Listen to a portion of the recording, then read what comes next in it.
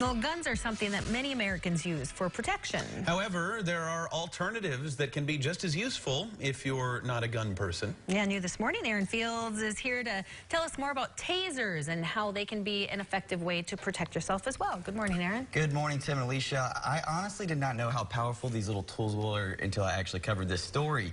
But over 200,000 people have been saved because of tasers, and over 99% of those cases resulted in no serious harm or injury. But you still need the proper education and training of a taser before you use them. It always comes down to the individual.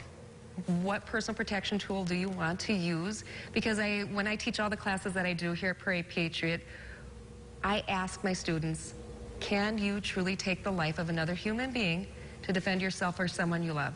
Josette Severson, who is pro-gun, knows personal protection is important, but guns aren't for everyone.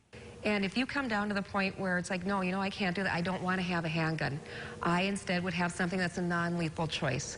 So that's why something like a taser or a stun gun or those things are a great alternative to that. Severson is currently the only certified taser instructor in the state of North Dakota.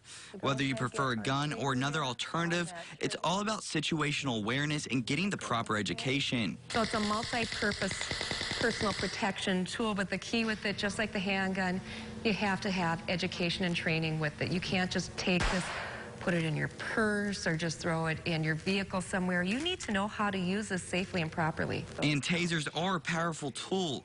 The one Severson uses goes out 13 feet, and the electric current lasts up to 30 seconds. Yep. Our instructor actually, in our virtual training we did, when she was tased, she showed a video of her with, she had 2 full-size Carhartt coats on, and she got tased.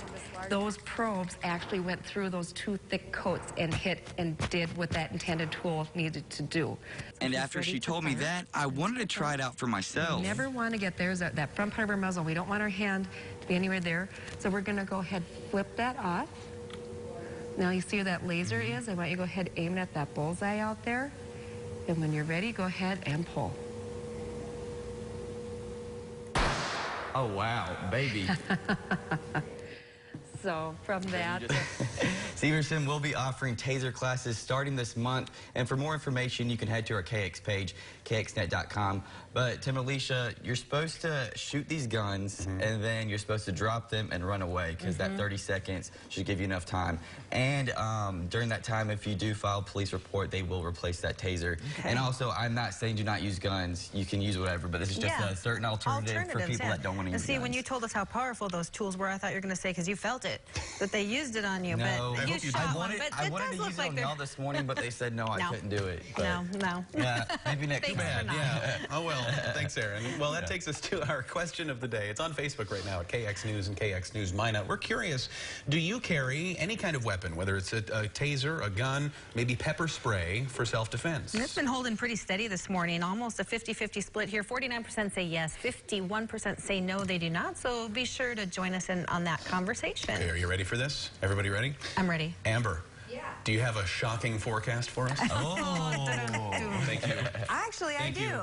I do. What if I told you that I've got 70s in this forecast? Hey, that's shocking. Kind of shocking. Yeah, challenge met, Okay, right? Is that what we call that? Yeah.